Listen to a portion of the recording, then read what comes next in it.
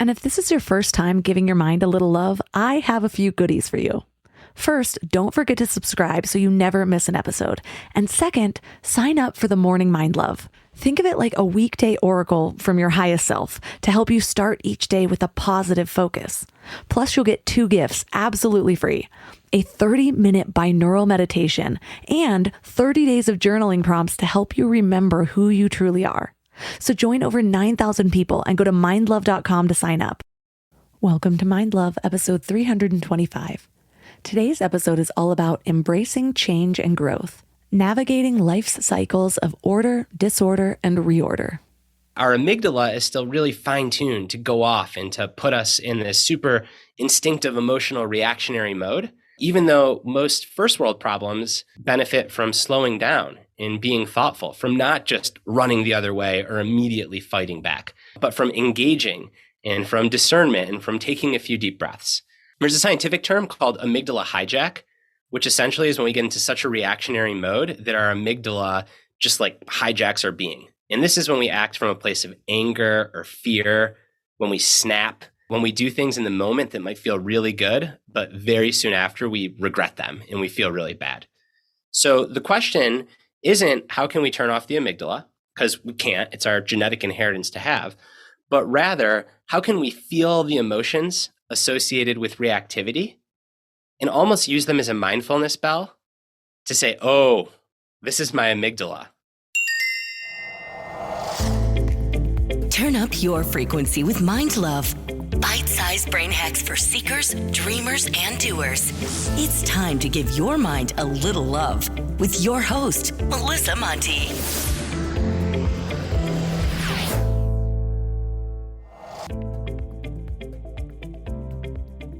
If this is your first time giving your mind a little love, don't forget to hit the subscribe button.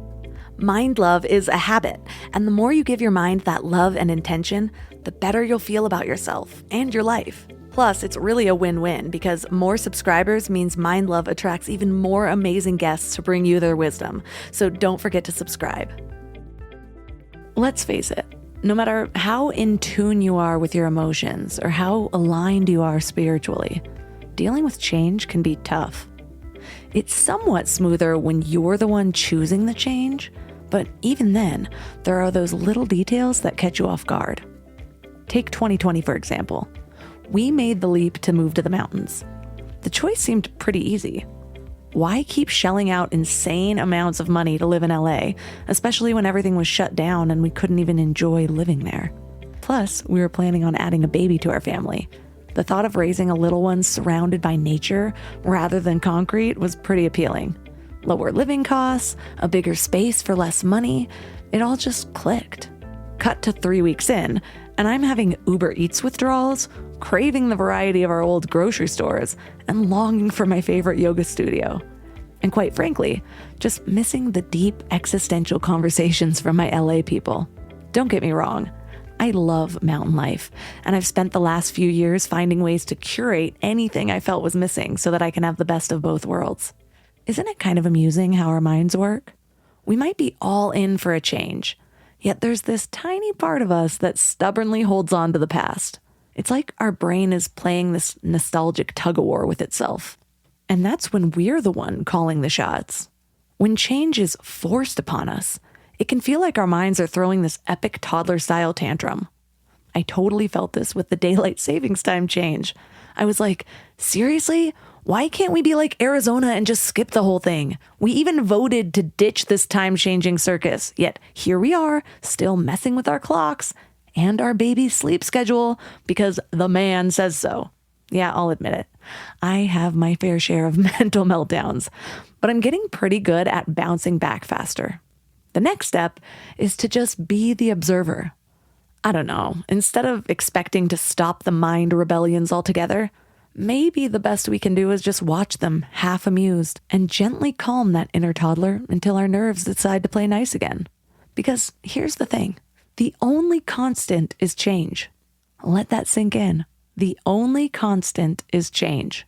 Everything is always changing, all the time.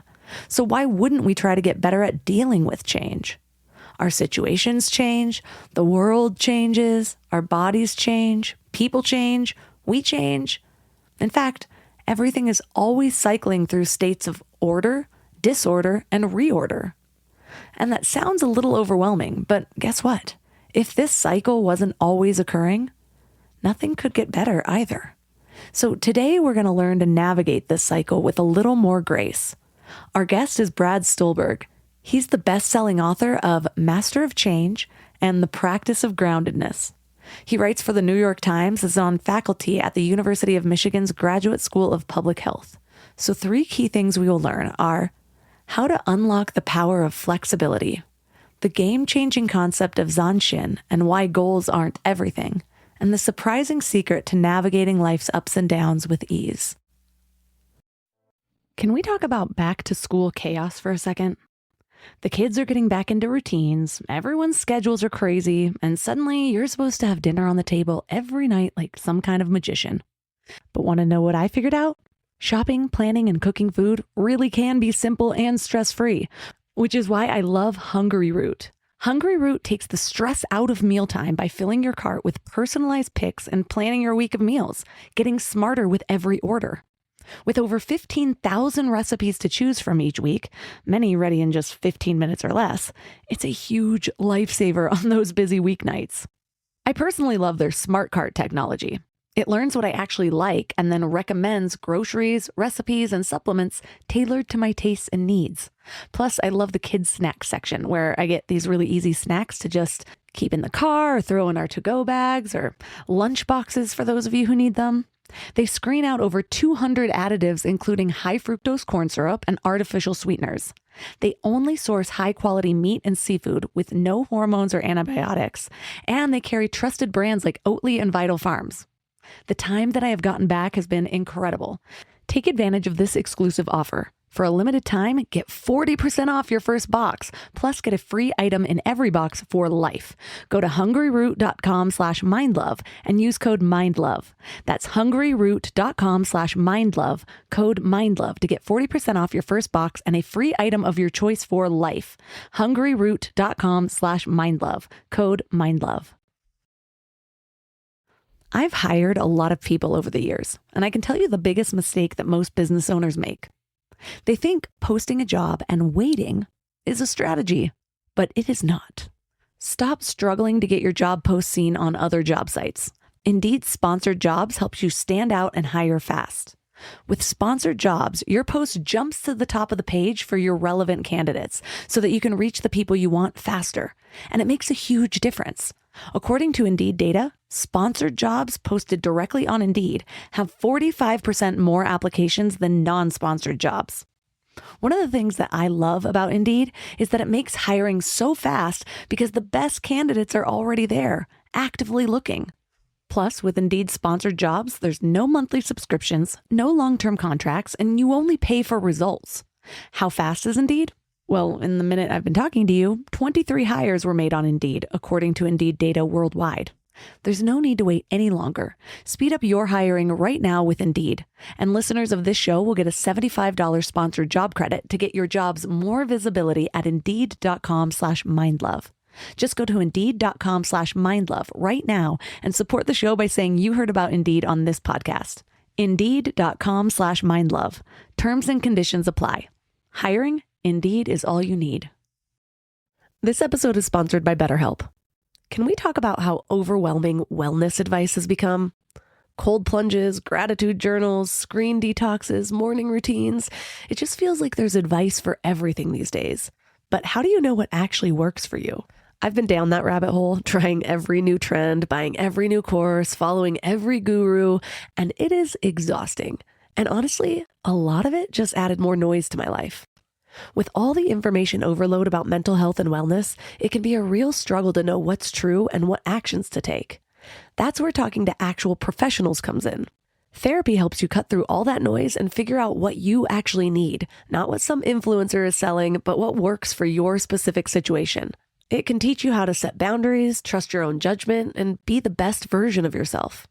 BetterHelp is the world's largest online therapy platform with over 30,000 therapists. They have a rating of 4.9 from 1.7 million reviews, and you can join a session at the click of a button and switch therapists anytime if it's not the right fit. Instead of drowning in generic advice, you get personalized recommendations from someone who actually knows what they're talking about. As the largest online therapy provider in the world, BetterHelp can provide access to mental health professionals with a diverse variety of expertise. Talk it out with BetterHelp. Our listeners get 10% off their first month at betterhelp.com/mindlove. That's BetterHelp, HELP.com/mindlove. No one knows your business better than you. So who better to create your website than, well, you? Wix's website builder puts it all in your hands. Create a beautiful website just by talking with AI or choosing from thousands of templates. Customize every detail with simple drag and drop tools and get everything you need to start running business your way. Build more, think bigger, and do it all yourself on Wix. Go to Wix.com.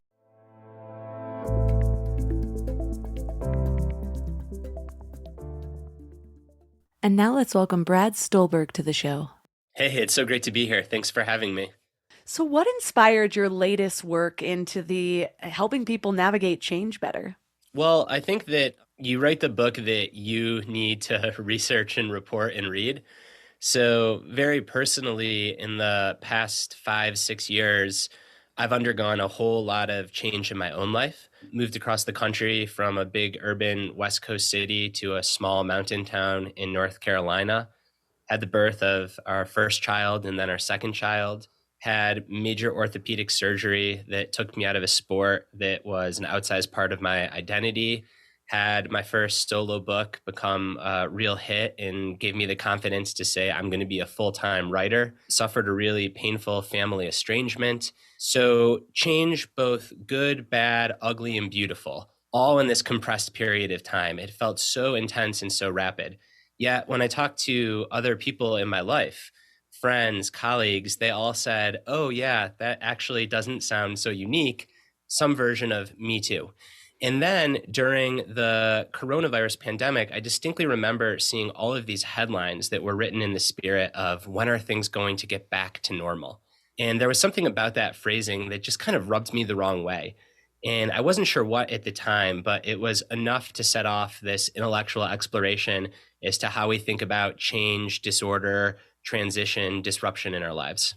In the beginning of your book, you talk about this idea of rugged flexibility. And I really liked that because, as you also mentioned, so many of our problems result from resisting change. And I don't think people always bring awareness to that. They're just like, oh, well, this is another thing that's happening. This is another thing that's happening. And I used to actually be a little perplexed about my own reactions because I was always like, I love change. I'm always changing. I'm always growing. And then something would happen and I'm like, why do I feel like crap? And I'm like, because I hate change in this moment. What is going on? It's like, well, yeah, it's much easier when I'm choosing it, but when it's choosing me, I'm like, no, let's keep it the way it is. So what do you mean by rugged flexibility? Well, it's probably my favorite construct in the book, and it is completely non-dual, meaning you have these two competing ideas.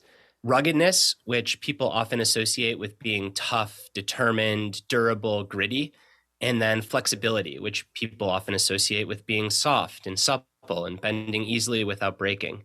And what I found in my reporting is that individuals that are able to thrive and persist and even flourish throughout change, they're not rugged or flexible. They're both rugged and flexible. So they do believe in their agency and their ability to take actions that actually make a difference. And they do have parts of their self that are really determined. And yet they're also very adaptable and soft and supple and flexible. There's so many metaphors about being like water and being really fluid to navigate through obstacles and change. And I think these are all very apt and beautiful metaphors, but what they leave out is that any river has a bank. And without a bank, it would just be random water. And I think the bank is our sources of ruggedness, our boundaries, our values, the things that we do hold on tight to, even amidst change. And then our flexibility is our capacity to adapt and be soft on everything else. So when we marry these terms, when we marry a sense of ruggedness and a sense of values and really knowing who we are with intense flexibility, we get rugged flexibility, which is like this kind of gritty, anti-fragile endurance that allows us to work with change. When I think of that concept, what comes to mind is yoga, actually. Big into yoga. I've been doing it for like 16 years now. And I remember learning at one point that there's a downside of being overly flexible if you don't have the strength to support that as well. And so like it'll happen with babies sometimes. I have a friend whose baby, there's a word for it, but it's like hyper flexible. And so you can end up injuring yourself because it'll only bend so far before it creates damage without those supporting muscles giving it strength. So that was what came to mind for me.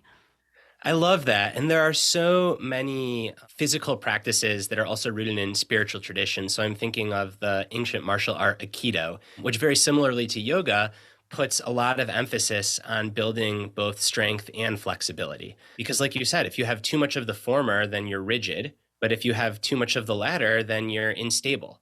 So there really is like this universal wisdom, I think, to marrying ruggedness and flexibility.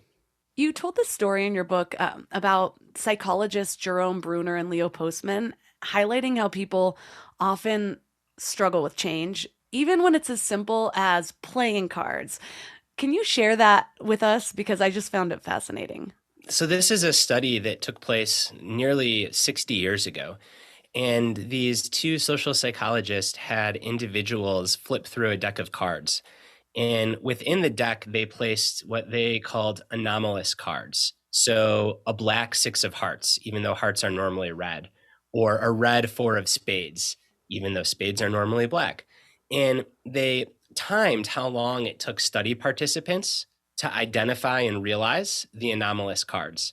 And participants that were really flexible and open to disorder, disruption, and change, they identified the cards really quickly. And they just got on with the experiment. Whereas those individuals that were really resistant to change and disruption, it took them 30 times as long to identify the anomalous cards. And there are these great quotes in the study of people saying, "This can't be real. I don't even know what game I'm playing. Is something wrong with me?" People were having legitimate identity crises over anomalous cards.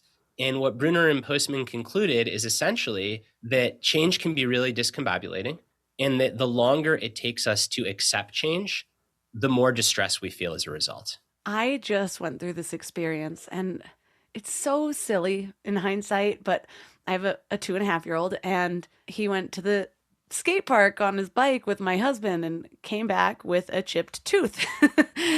And mind you, there's something about the way his front 2 teeth poke through his smile. It's like one of my favorite features of his.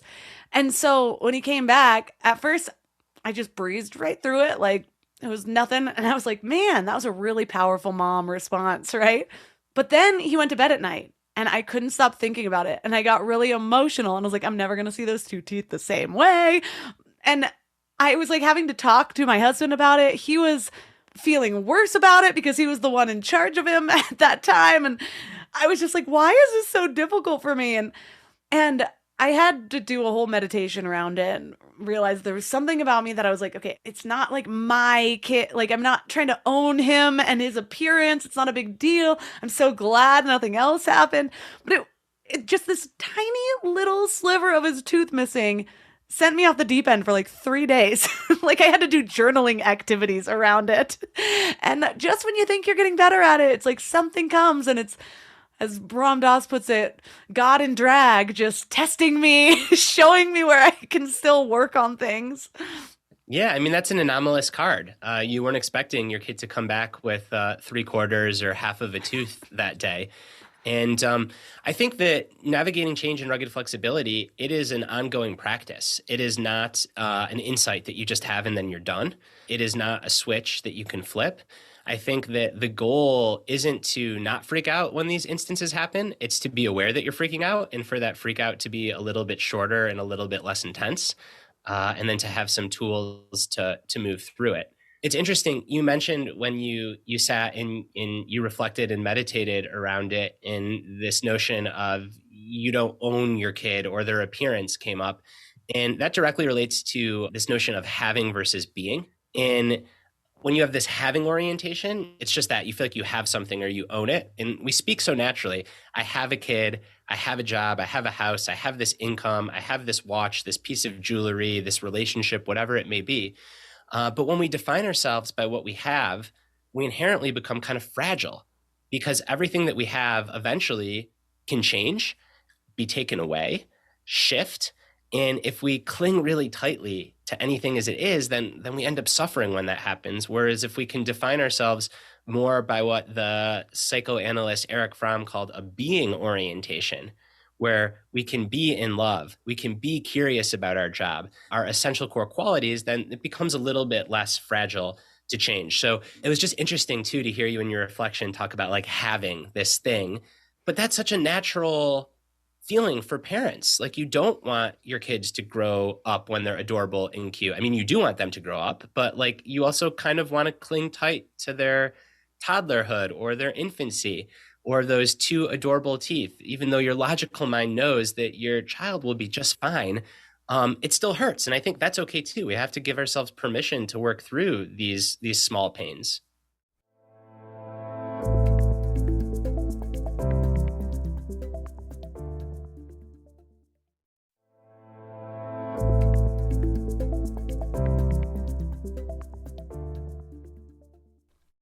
I'm reminded of something you also mentioned about differences with Western and Eastern cultures and how a study by, I'm probably going to butcher this, but Mutsumi Umai and Deidre Gettner, they showed that Western participants tend to see objects first, where Eastern participants focus on the field or environment.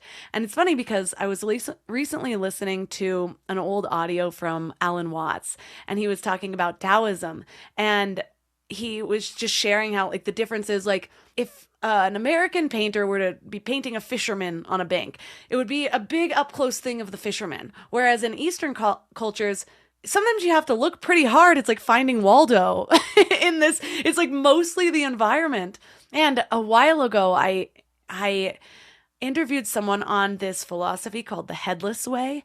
And it's basically just this mindset where you get into the mindset of like not being in your body as much as being the environment. So that's something I've been working on more. It's like, okay, well, it's not me here that then just lost this thing, or me here with my kid with this chipped tooth, or whatever it is. It's like, this is me now. Everything that I am is in my awareness right now is a part of me at this moment.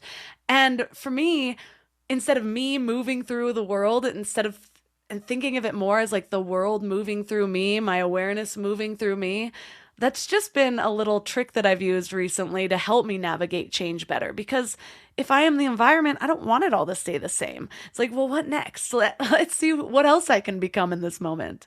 Ooh, I love that. Yeah. So that part of the book explores the difference between what anthropologists call an independent way of being in the world or an interdependent way.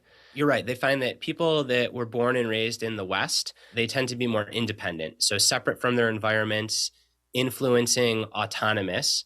And people that were raised in the East, they tend to be more interdependent. So they view themselves in relationship to their environment and a small part of things that are bigger. And what's important to note is that neither lens is better or worse. They're both neutral. And what I argue in the book is that actually the most skillful thing to do is be able to use both of those lenses. So when you are holding on too tight, or you're feeling kind of neurotic or rigid, or you're really struggling to accept change, adopting that interdependent lens and that kind of environmental awareness of life moving through you can be really helpful and really softening. And it can actually help you take skillful action, or at the very least, get out of your own way. But there are other times when you want to flex that independent lens. When you are at a red light and it turns green, you want to be the person in that car to hit the gas pedal. And that's an extreme example, but if your kid gets sick and you need to take them to the hospital, or when you're doing creative work, I think there's this beautiful dance in particular in creative work where you're interdependent and associative and the ideas are coming through you, but then you also have to tap into the independent person that is going to record the podcast or actually write the book. So I think it's another one of these examples of ruggedness being the independent lens, and then flexibility being the interdependent lens, and skillful action means holding both at the same time. One of the things you talk about is it's a scientific concept of progress, order, disorder, and reorder. Can you elaborate on how that cycle applies to our personal lives and adapting to change? Yeah, so we're always going through these cycles of order, disorder, and reorder. In the scientific community, it's called allostasis. In management science, they call it freezing, unfreezing, refreezing. The Franciscan friar Richard Rohr calls it the universal wisdom pattern. So I love when concepts are supported by everything from biological sciences to spiritual teachers to management professors, because that tells me that like there's some degree of truth. So that's a lot of prelude to essentially saying that throughout our life, we have stability, and then something happens and we lose that stability. And then we regain stability, but that new stability, it's always somewhere new. And this is how we grow from change. This is how we adapt to change. This is how we go through our own personal evolution. However, between order and reorder, there's always a disorder. There's always that middle phase. And it's the middle phase that's really hard. This is where it can feel like we're going to pieces, or we're losing our ground, or the world beneath us is really shaking for big changes. And for small changes, it can feel like a pebble in our shoe, or just kind of a source of anxiety. I'm thinking again of the experience that you shared with your kid's tooth. I wonder if some of what's underneath that is like also just like your kid growing up, like being out in the world and like injuring themselves. And you will get to a new stability. It might take a few hours, it might take to a few days, but now like you probably have a slightly different relationship with how you think about parenting your kid and what it means and their age and their ability to go out in the world and exert their will and do great things, but also hurt themselves. And I think just becoming a mature adult is being open to constantly going through these patterns of order, disorder, reorder. The bigger ones that we all face in our life are injury and illness, grief and loss, big failures on things that we care about, and also very happy milestones. So marriage, having kids, starting a new job, having a great success. These are all disorder events where we come out the other side the same but different. And then day to day, we face these all the time, right? This is the kid that's homeschooled from sick, or excuse me, the kid that's sick home from school, the dog that has diarrhea in the middle of the room, the internet connection that doesn't work, just like these little small disorder events that shift our day in often imperceptible ways. But I think the moral of this whole story is that we think of change as something that happens to us, like this one-off event that happens to us, or that we institute, whereas change is just synonymous with reality. Like there is not a single part of life that isn't somewhere in that cycle of order, disorder, reorder. Ram Dass says, everything is grace. And that's what I try to look at it. Like, okay, what is this teaching me? I'm reminded of slacklining, actually. Anyone that I know who has ever tried to step on a slack line, it's funny because their first reaction is, I can never do this. Like their foot is jiggling like crazy. Like it looks like their leg is seizing. And I went through that too. And I found out that it's just repetition. Like I spent a day at the beach, kept getting on, and eventually my leg stopped doing that. Now I don't slackline very often anymore. I have kids. They're not very patient when I'm setting it up, so it is what it is. But when I get on, I still can just step on, and it's never like that first time. Yeah, I'm not as good as I was before, but I'm not shaking uncontrollably. I'm like, oh, gotta get my balance. Here it is. And I can walk across it within a couple of seconds. And even when I look back to different friends, a good friend has had a cancer diagnosis a couple years back. And good news is she's cancer-free now. But it radically changed her approach to life. She has 2 kids, but now she's like hiking the Grand Canyon with friends. She's living her best life. And it woke her up to that kind of present moment. This all could go, wake up with gratitude. Every day is a gift type mentality that she's able to carry with her so much longer than she carried with her the suffering and the fear. What a beautiful story. And it sounds like your friend is a very strong person to be able to do that. There's that saying, never let a crisis go to waste. And I think in my framework, it would just say, never let a period of disintegration or disorder not lead to some kind of insight or growth. I think it's also helpful just to have language for these cycles, because then you can take an area of your life and kind of identify where in that pattern you are. And if you're in the order phase, you can enjoy it, but you can expect that it won't be like that forever. If you're in the disorder phase, you can give yourself some solace and say like, yeah, this is really hard. I'm going through disorder. And what can I do to shape reorder? What can I control versus what can't I? And how can I be patient with myself? And then if you're in the reorder phase, following a disorder event, you can ask yourself, well, how do I want this reorder to look? And what is in my power to forge the future and the new stability in the way that I want it to be? That's the very skillful, mature adult way to handle it. I think the trap that so many of us fall into is just the opposite. And it's trying to get back to where we were before the disorder event. It's endlessly fighting it. I mean, this is the example of any new parent that like thinks they're preparing for kids, but then they realize that kids are so much harder than they thought. And they compare their old sleep or their old relationship or their old ability to have autonomy or their old work or their old time with friends, all of these things to what they have now with kids. And all that you're doing is firing second, third, fourth arrows at yourself versus just accepting that, all right, like this is going to be a disorder period is the family unit adapts to having an infant or a toddler or a teenager, whatever it is. And it's not to say that the new stability won't be better or worse. It just is. It's neutral, but it's new. And I think when we cling to the old is when we get in trouble. It's that inescapability trigger that you talk about, which I love. It's basically a trigger to accept your new reality as it is. What would happen if you did that? Play with that idea. Something I've done, but I love having, again, a name for it. It's like, oh, inescapability trigger. I got to bring that back. Yeah. And it's such a paradox because when we say that something is inescapable, it kind of sounds like we're giving up or we're surrendering.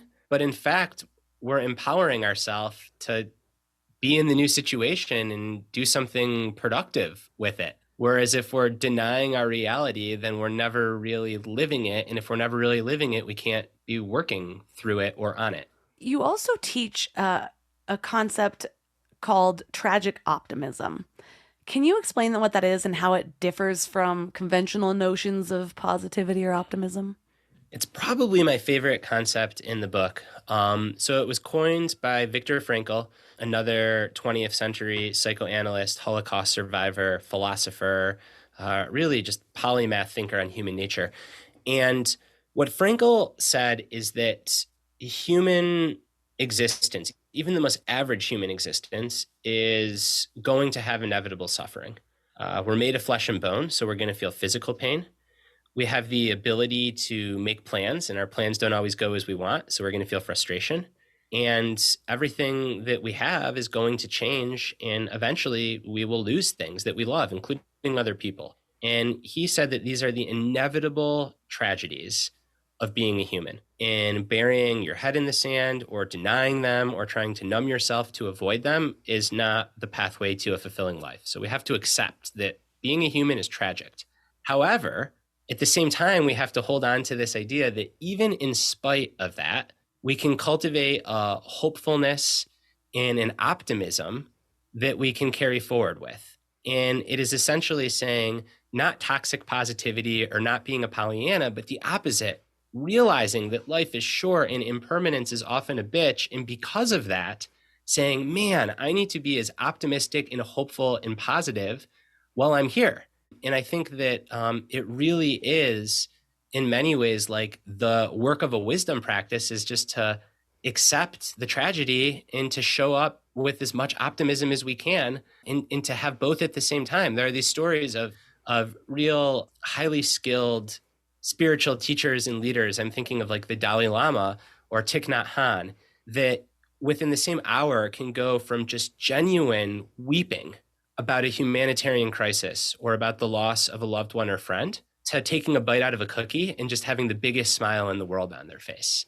And I mean, I think that developing like an emotional aperture that's wide enough to hold it all, or at least working towards that, is a really noble goal. I am reminded of, I think it was an episode of Joe Rogan, actually, but it's a tool that my husband and I use pretty often now, because there's those moments when your kids are just like being impossible and it's like, oh my gosh, like, like I'm going to explode. But Joe Rogan or one of his guests proposed this idea of like, okay, imagine you're 85 years old And all of a sudden, a magic genie comes and zips you back to this moment, but you only have 5 minutes. 5 minutes to be with your kids again when they're little like this. It doesn't matter if they were currently biting you. You would be like, oh my goodness, what do you need? Like, I'm going to cherish this. And it's so fleeting. It's hard to realize that in the moment. And I'm not even just talking about kids. Life in general is so fleeting. The amount of people, super wealthy people that I talk to, where they're still like looking back on their golden years of when like them and their husbands or wives were like first building their business, living out of a shoebox apartment. They had nothing. The Golden Bachelor was just saying, he's like, yeah, my wife and I, when we used to invite our parents over because we knew they'd bring groceries, those were the good old days. It's just those perspective shifts are so powerful because you truly don't know what you have till it's gone.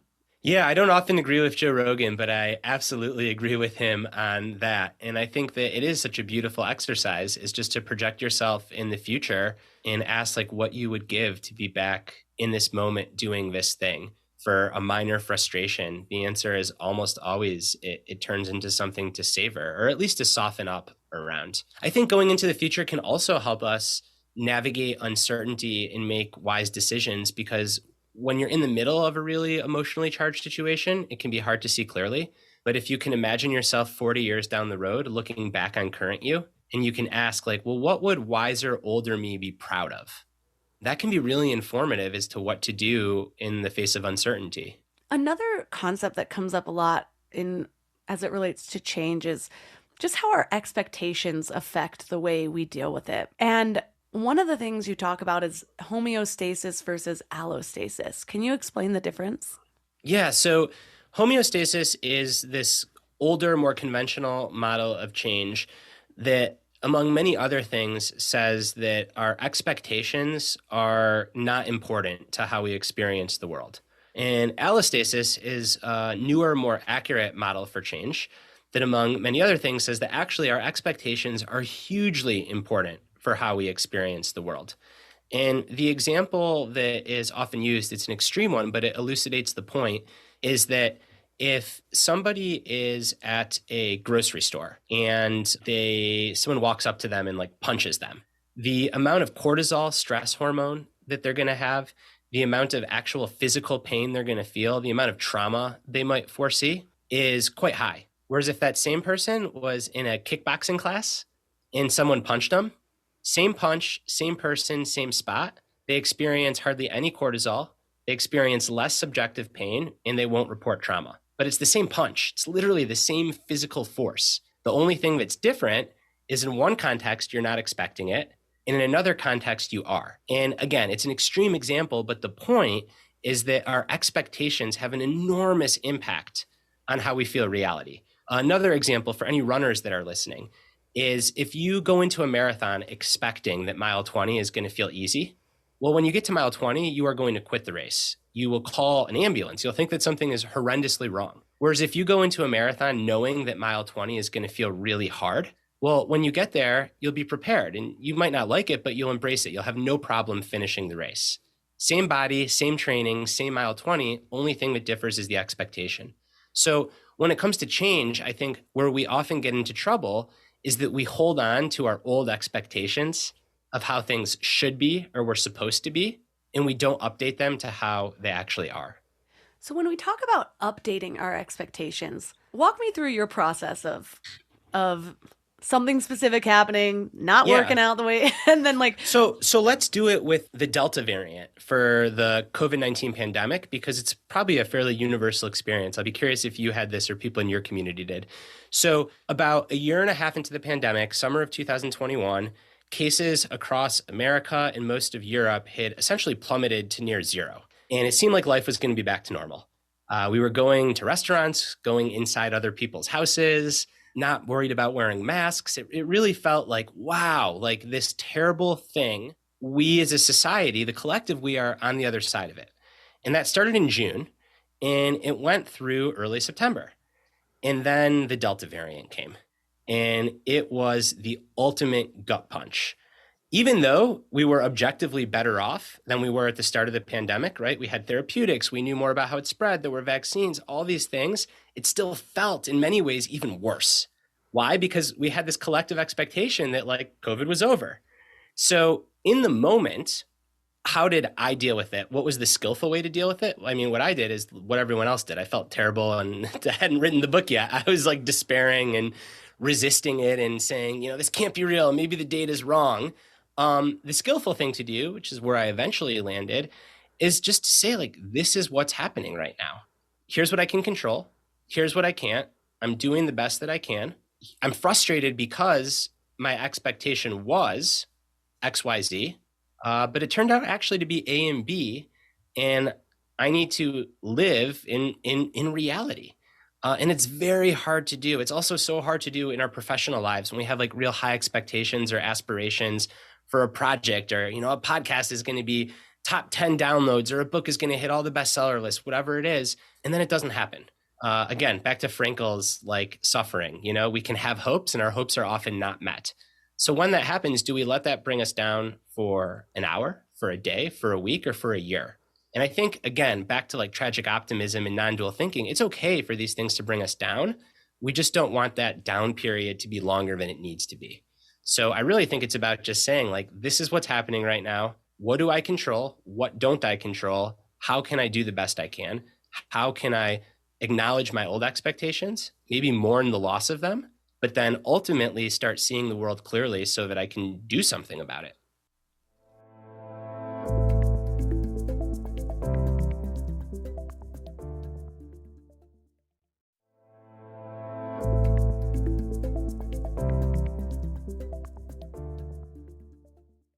I didn't even really pay any attention when the second variant came around. After the first one, I immediately moved to a town that didn't pay any attention to it. So we just came here, never really heard about it again. Sometimes I'd visit my family in the Bay Area and they'd all be worried and masked. And I'd be like, oh yeah, this is still happening. That was really how I handled the whole thing. But I have tragic optimism when it comes to my health because the placebo works so well. And so this has been my go-to for about 10 years. When sickness is going around, I'm just like, I'm not getting sick. It might go through me for like a day or two, but I just don't get sick. And it's because I tell myself all the time, I don't get sick. So I'm holding strong with that. Did not want to be around a bunch of fear of other people. And it worked out really well for me. I'm glad that you had that experience. Another concept that you brought up that I really loved was the concept of Zanshin. Tell us about that. Yeah. So Zanshin is this term from Aikido, which like yoga, I think is a very rugged and flexible discipline. And it essentially is a soft awareness that sees not only the target, but everything around the target. And what this allows you to do is when you are fixating on a goal and you soften your view, you can see opportunities that might be on the side or other paths to get there or obstacles that might otherwise blindside you. And you can be aware of them. And as a result of that awareness, you can do something about them. And this is very different than target fixation, which is when you get so tunnel vision and so fixated on a target that even if you achieve it, you barrel right into it and you miss the entire journey along the way. And I think that it is a real, like a silent pandemic of our time. And I say that a little bit as an overstatement, but a real problem is this just constant target fixation. I'm going to go to school and get all A's. Then I'm going to go to college. Then I'm going to graduate. Then I'm going to get a job. Then I'm going to get married. Then I'm going to have kids. Then I'm going to move to the suburbs, or in your case, to some small, funky town. Then I'm going to grow my business. Then I'm going to retire. Then I'm going to move on the ocean. And it's okay to have plans. But if we're just like so fixated on the next thing, you follow that line all the way down and you get to the end of your life and it's like, man, like, did I even live or was I just chasing the next goal? And I think Zanshin is a really good concept to counter this because it acknowledges that goals and targets are important, but all the life is lived in the pursuit of the goal, not the accomplishment. So how can we soften up as we pursue goals and make sure that we're having the experience along the way? Mountains are wonderful metaphors for this, right? Like, yes, you want to get to the peak of the mountain, and without the peak, there is no climb, but the entire experience is on the climb. And I think that that's so important for us to remember in any big goal and any metaphorical mountain that we're trying to summit. I love learning about what's going on in the brain when things are happening. It's been really helpful for me in overcoming different addictions in my life and really anything. And I think it's because before I understand what's actually happening, there's a lot of self-blame because you think, well, why can't I let this go? Why can't I do this? Why is this so difficult for me? But then when you start to understand, oh, this is just a natural process of the brain, usually the brain's actually trying to protect me in a way or two. And so you end up having I end up having a little more self-compassion. And you talk about the role of the amygdala in our response to change. Can you explain how it influences our reactions in modern times, especially in situations that aren't life-threatening? Yeah. So our amygdala is a part of our brain that is often referred to as like the fear center. And it's a super important part of our brain. It's why you and I are here as humans today, because we evolved to have a really sensitive amygdala. Why? Because our ancient ancestors, primates out on the savannah, if there was a mountain lion or a venomous snake, they needed a very quick reaction to jolt through their entire body and say, like, this is bad, run away. And that's a powerful reactionary response. And without it, our species never would have evolved to get where we are.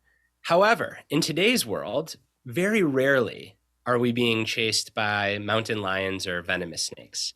There are often a lot of what I call paper tigers. So they look like real tigers, but they're actually paper. They can't hurt us. Yeah, our amygdala is still really fine-tuned to go off and to put us in this super instinctive, emotional, reactionary mode, even though most first world problems benefit from slowing down and being thoughtful, from not just running the other way or immediately fighting back, but from engaging and from discernment and from taking a few deep breaths. There's a scientific term called amygdala hijack, which essentially is when we get into such a reactionary mode that our amygdala just like hijacks our being. And this is when we act from a place of anger or fear, when we snap, when we do things in the moment that might feel really good, but very soon after we regret them and we feel really bad. So the question isn't how can we turn off the amygdala, because we can't, it's our genetic inheritance to have, but rather how can we feel the emotions associated with reactivity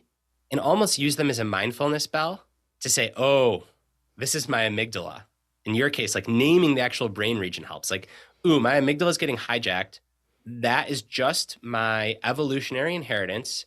And it means now would be a really good time to take 5 deep breaths before I do the next thing. Or now would be a good time to leave this situation and come back to it 2 minutes later. Or now would just be a good time to ask myself, is this actually a threat to my safety? Or is this just ancient hardwiring that thinks this is a threat to my safety? And simply by pausing and going through any of these exercises, we create some space between ourselves and what's happening. And in that space, we can get out of reactionary mode and into a more responsive, discerning mode. The heuristic that I like to use for this is 2 Ps versus 4 Ps. So when we're in reactionary amygdala mode, we panic and then we pummel ahead. But when we're in a more thoughtful, higher self or wise mode, we do the 4 Ps. So we pause and we gather ourselves. We process what's happening. We make a plan. So again, I sound like a broken record, but it's important. We ask ourselves, what do we control about this situation and what don't we?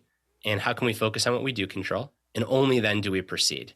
So the 4 Ps literally like elongates or spaces out the process between stimulus and response. Yeah, that's, I think, the most helpful thing is just having literally anything else to think about in those moments. You can see when people are in tunnel vision. I started noticing this after I interviewed somebody on anxiety, and she was an NLP practitioner and gave me this really cool trick that when you notice you're in tunnel vision, just put your arms out, kind of like you're on the cross, and wiggle your fingers to where you see them in your periphery. And just that expands your vision and it'll take you out of tunnel vision mode.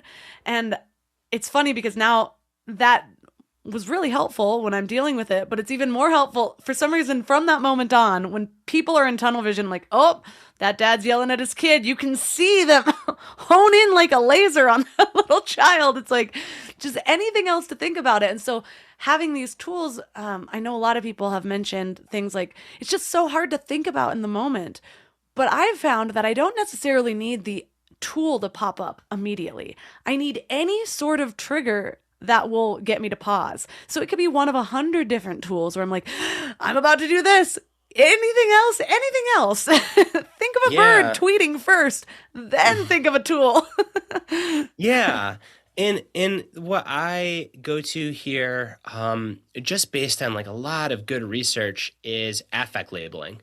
So it's not even a tool. It's simply labeling your emotion. So saying, I am feeling angry. I am feeling heat rise through my chest. I am feeling emptiness in my stomach. I'm feeling rage. I'm clenching my fist. I'm feeling tightness. Just naming the thing creates some space between you and it. Because once you name it, you no longer are it. You're no longer fused with it. And to your point, anything to create a little bit of space. And for parents out there, this is a wonderful skill in parenting for you as the adult, but also to work on with your kids. And kids might not be able to name an emotion with the same level of clarity that you can, but there are age-appropriate ways of doing this. So we often compare emotions to weather. And when our baby daughter like takes our son's toy away, and I can see he gets so angry, I say, ooh, are you feeling like thunder or lightning? And then after he calms down, we'll say, oh, did the sun come back out? And it's just a way to help teach kids that, hey, emotions kind of are like the weather, and they can move through us, and we don't have to latch onto them. That's something that gave me a lot of compassion for single moms, because I find that I naturally affect label having my husband there, because something will happen and one of us will take a deep breath, we'll make eye contact, and it's like, I am feeling a lot. I'm feeling pretty angry right now. I'm going to step over here. And we actually had a conversation the other night with just having each other. It forces us to kind of do that process. But I was reminded when I used to have a really difficult boss, and this was when I was single, and I would read things, a lot of the same things I'm reading about parenting, I had to read to handle this boss. And one of those things was, think of your boss as a giant toddler. It'll help you handle. And it was like one of those like tech guys that's like, you watch like the Uber documentary and Steve Jobs and how they're kind of crazy. He was one of those figures. And I would text message myself as like my little pause where I'm like, this is crazy. And it started as keeping a log because I wanted to just like make sure if anything happened, I had everything logged. But it started to be my own like journaling process. 413. Yeah. Joe punched a wall. Right. Well, it's kind of like, and you think of like some leaders. I'm going to the former president, the most recent former president, who are just like big toddlers. But there are a lot of bosses like that. And the first thing I'd say is, if you can, like, don't work for Donald Trump, don't work for a boss that's like a big toddler. But then the second thing that I'd say is, remember that a kid isn't a 55-year-old man. It's a kid. And we can have a different bar for our kids because they're not little adults, they're kids.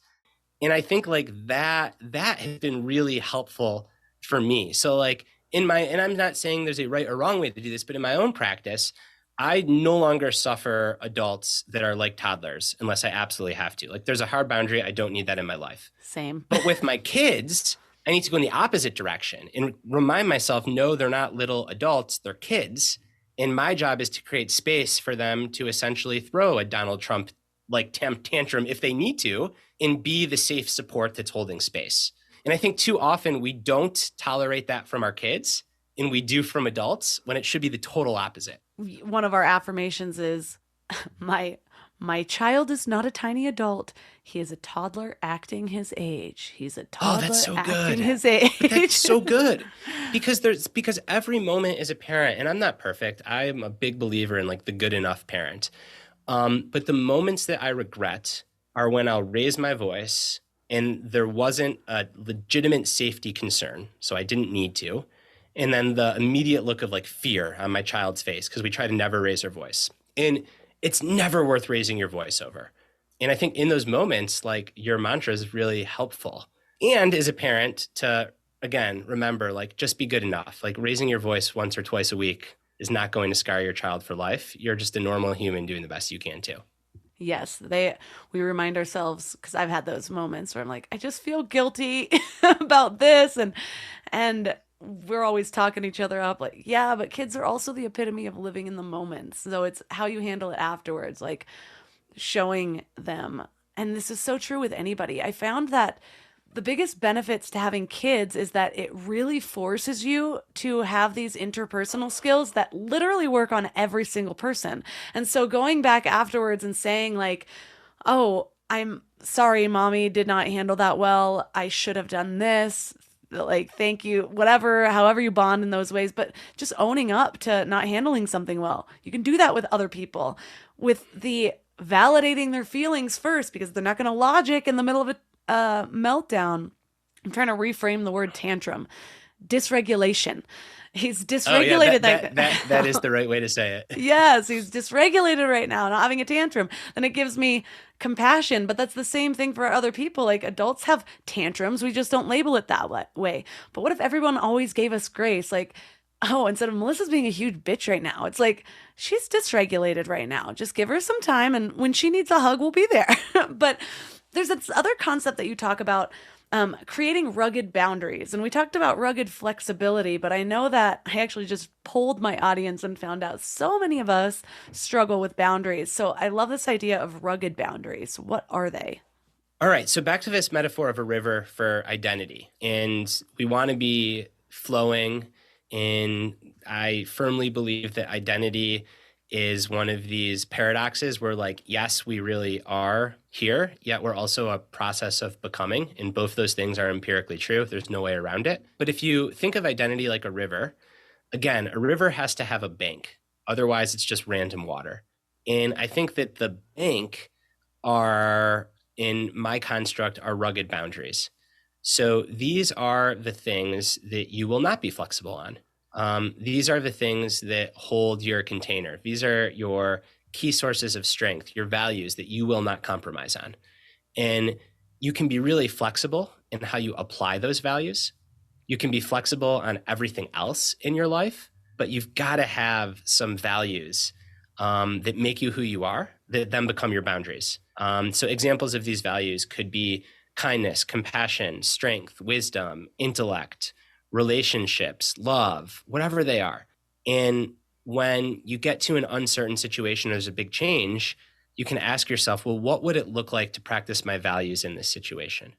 Or in the case of interpersonal boundaries, if you are deciding when you need to put a boundary between you and someone else, you can say, is this person asking that I compromise on my values? Or are this other person's values so opposite mine that being in relationship with them just puts me in conflict with my own values? And I want to be careful because we're never going to see eye to eye with someone. Like, every loved one and good friend in my life I disagree with, sometimes strongly about things. But if there are true irreconcilable values differences between you and another person, between you and an organization, I argue in the book that, like, those are boundaries that you actually want to have pretty firmly and ruggedly. Because otherwise, your river that is yourself, it's just going to be random water. There's going to be no shape to it. But those values and those boundaries, they give you shape over time. Another thing you mentioned, which I had never heard before, is that there are benefits to being a generalist as it relates to this concept of a fluid sense of self. And I wanted to bring this up because since adulthood, really, so many people have told me, like, just different things about, especially when you're building a business, niching down, becoming a master at one thing. And I've just always had my hands in a ton of different things. And although I did find out whatever the phrase people use quite often is actually wrong, I'm going to ignore it because I can't think of it at all. But 10,000 hours? No, it was something like, jack of all trades, master of none. That actually continues to go on. And it's like, you want to be a master of some. It's probably like jack of many trades, master of some is probably like the most like research based phrase. Yes. Because it is good to be a generalist, and it is good to go broad, and it is good to have multiple sources of meaning in your life and parts of your identity, because it makes you less fragile to change, because you like become this diverse, robust whole. However, you also want to go deep in some things. Because the things that you go deep in are the things that you will find mastery and competence in fulfillment, in meaning. So it's kind of this balance of like having multiple baskets into which you can place your eggs, but then not being scared to put all your eggs in a basket so long as you have others available to you. That's like my little nice tidy metaphor. In the research literature, they call this explore and then exploit. So you want to explore a bunch of things. And then after a period of time of exploration, when you find a couple that you're really interested or you're good at, then you want to exploit them. Like you want to double down. And then after a few years of doubling down, you want to zoom back out and explore again, find your couple areas, and then double down and exploit. So another example of non-dual thinking, it's not like just focus on one thing or just do everything. It's kind of a little bit of both. Both things are true at once. Derek Sivers recently wrote a book, and I was interviewing him a couple weeks ago. And it's a really cool the way his book's written, because one chapter will be all about like this one rule to live by.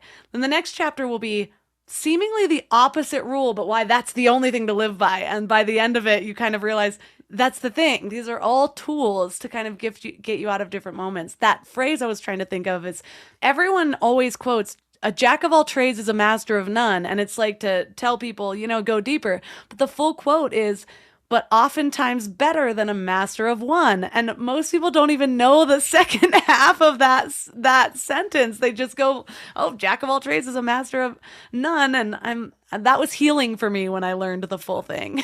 It's like the ultimate like flipping of a quote to butcher its meaning and represent the exact opposite.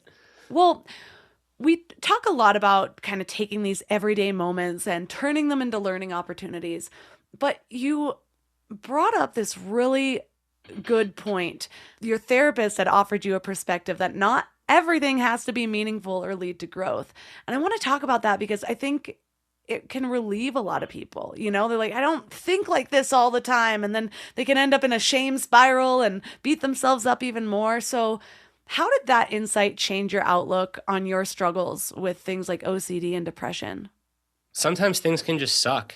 And like, that's it. And the personal growth or the meaning is just realizing that it's okay for things to just suck sometimes. Talk about the ultimate catch-22 is, yes, you want to have a growth mindset and you want to practice gratitude and you want to find meaning in everything. But sometimes in life, things happen and meaning won't be available and growth won't be available. And you can't feel grateful for what you're going through, at least not in the moment. And during those periods, it's okay to release from all of that and just focus on being kind to yourself and getting through. And what's fascinating is that when we get to the other side of these really harrowing experiences, we do tend to look back on them and derive some meaning or growth or wisdom from them. But when we're in the middle of them, that often feels impossible. And trying to contrive or force meaning or growth, it just backfires. Because then you say, like, not only is what I'm going through terrible, but I'm not even good at being terrible. Like, I'm not even good at being depressed. I'm not even good at grieving. Instead of just realizing that there are parts of life that, like, they just suck, especially when you're in them. And not everything has to be meaningful or a source of growth all the time. I bring this up quite often, but in my early 20s, I ended up volunteering for the Suicide and Crisis Counseling Center. And we had to go through a pretty extensive training to be able to answer those phones. And one of the things we learned was that we do not say like, oh, I've been through that before and this is how I handled it. And so many of us think that that's like the best way to handle something, to show that we're relatable, to show that you can get through it. But most often when somebody is in a point of crisis, their brain isn't able to work that way. They're in survival mode. And so when they hear that, they just think, well, this person was just able to get through it. And this is how I feel. I must be weak. I must suck at this. I must not be meant to be here, whatever it is. And it just creates a deeper spiral for them. And so the goal is to actually ask them the questions to remind them of a time when they felt differently, when they felt strength, or questions to remind them of their support system. But even that is not like, well, you must have a support system. You have sisters, blah, blah, blah, because their natural reaction will be to resist. But instead, it's like, who did you call last time you felt this way? Oh, what did they say? Like anything to get them to kind of get out of that moment and into a different moment.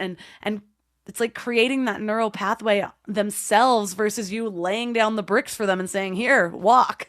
Yeah, I think that that's a really profound example. And you're right. We do know from the research that when someone is really hurting, they don't want solutions. They just want to be held and seen. And we know that for other people, but I think the same is true for ourselves. So like when we're hurting and the brain goes to solution, grow from this, find meaning, write a book because of this experience, that feels like so fake and contrived. So how would we support ourselves just like we would support someone else that's struggling? Is ideally we would just like create some space and acknowledge the suffering and hurt and remind ourselves that, hey, if we just can get to the other side of what feels like forever now, once we're on the other side, it might not feel that way. And I think for someone that is struggling, particularly with grief or mental illness, parts of what make it so hard is that the brain can play this trick on you where it feels like there is no way out and you'll feel like this forever. And I think that is often the most painful part. And if you can just remind yourself with like 0.5% of your awareness that actually it feels like forever now, but it won't in the future.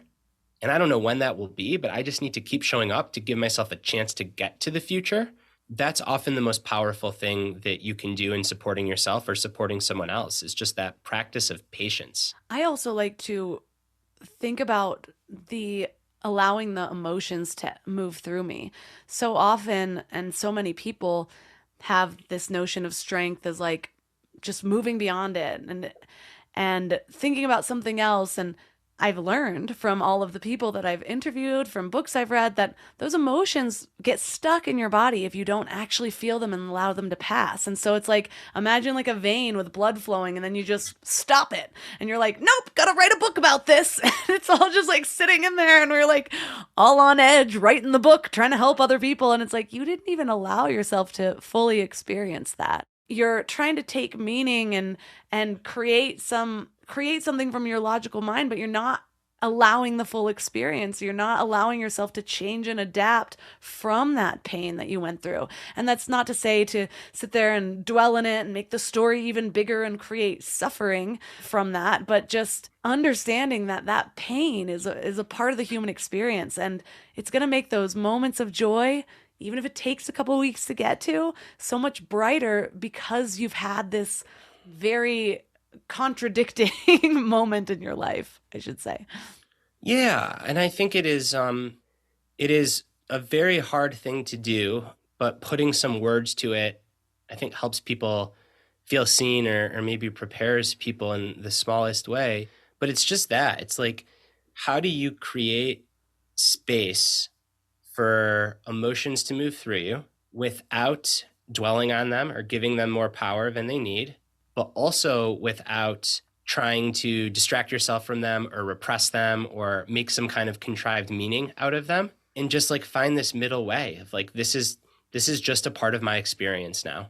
And I don't want to give it more power than it needs, but I also don't want to try to make it go away, because the worst thing you can do for a negative emotion is try to make it go away. It only comes back stronger. And just kind of like take it along for the ride. And I think that's it. I mean, we know from research on anxiety, it's the easiest thing to say, it's the hardest thing to do, but the best way to get rid of anxiety is to not care about the fact that you're anxious, to just like let anxiety be there and be like, oh, here's anxiety, because you try to make anxiety go away and it gets stronger. But it's like this like really like challenging, talk about a martial art of like wanting the thing to go away, but the way to get it to go away is by not wanting it to go away and just accepting and letting it be there. And I think this is why so many evidence-based therapies center around radical acceptance is the first step. That reminds me of another Ram Dass story. He talks about the middle way and how Buddhism often will do that, where it'll say like, it'll take something mundane and answer it with something divine, or vice versa. I think the example used was something like, somebody will say like, well, what is God? And they'll say, it's a tree in the middle of a meadow or something. Well, what's a tree in the middle of a meadow? It is God. And so it's always like the opposite instead of answering it with another mundane. But really it's to get us to see kind of the difference between the contrast of things, but then also the connection of everything and coming back to that middle way. So I love that. But I also love leaving listeners with something actionable, whether it's something to think about or something to practice this week to kind of ground this all into their existence. If you're going to leave them with one piece of homework, we should say, what would that be? Well, especially because we're heading into the new year, I think it would be to spend some time reflecting on your core values, your rugged boundaries, your sources of strength, the qualities that really make you who you are. Try to come up with like 3 or 5 And in the book, there's like a list of 100 to get brainstorm starting. But I think that it's helpful to narrow them down because like it makes it more real. You have to prioritize and then define those values. So if you came up with like presence, love, strength, compassion, that's great. But like, what does that mean to you? Like in real concrete terms. And then try to get a level even deeper and say like, well, day to day, how do I live in alignment with this value? And what ends up happening is you get from like super lofty esoteric values like presence all the way down to I'm going to leave my phone in the garage during dinner because I know if it's in the house, I'll be a little bit restless or distracted. And then with those values, when things change, when you go through a cycle of order, disorder, reorder, when you're in the disorder phase, you can remind yourself of those values and you can ask yourself, I don't need to know what to do next. I just need to, as they say in AA, do the next right thing, which essentially means just keep acting in alignment with these values. And as long as I act in alignment with these values, regardless of the outcome, I can sleep well at night. I can look in the mirror and be proud. Well, thank you so much for all the research that you put into this book. There were the notes that I have on this book alone. I have like, how are we going to get to 105 pieces of things? So I know that there's so much that we didn't even have a chance to cover that listeners will love. So where's the best place for them to find you and your book? Well, thank you so much, Melissa. You did great. I feel like we covered a lot in this conversation, and yet it also is just the tip of the iceberg. So the book is called Master of Change, How to Excel When Everything is Changing, Including You. You can get it wherever you get books. So Amazon, Barnes & Noble, Bookshop, your local bookseller. If you prefer to listen to books, it's on audio, it's an ebook, it's hardcover, pretty much everything you can imagine. And the best place to find me on the internet is probably on Instagram, where my handle is just my name, @Brad Stulberg.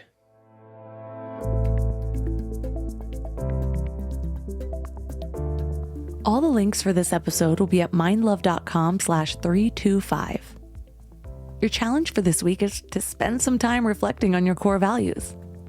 We gave you a number of ways to find these values, and if you are a part of the Mind Love membership, there's actually a masterclass in there that'll walk you through finding your values as well. I come back to this exercise every couple years, and it's important to me because I want to feel really connected to my values. The first time I ever did them, it was eye-opening and life-changing. And then I waited too long to reflect back again, and they started to just feel like words on a page, which is something that Brad warns against. We want to continuously remind ourselves why they're meaningful, and sometimes it helps to go through and do all of the exercises, even if the outcome is the same, because you may have new reasons that connect you to each of these values. So let me know how it goes, and if you need some help or guidance, reach out to me on Instagram at mindlovemelissa. You can check out the membership at mindlove.com/membership. We also have more exclusive episodes that have been coming out recently, if you haven't noticed, and there's some really exciting ones. So check that out at mindlove.com/membership. You can also find all of my amazing sponsors at mindlove.com/sponsors, plus some pretty incredible discount codes. And that's all for today. So thanks for giving your mind a little love today, and I'll see you next week. Thanks for tuning into Your Higher Frequency with Mind Love. Head to mindlove.com for a free gift to keep your vibes up until next week.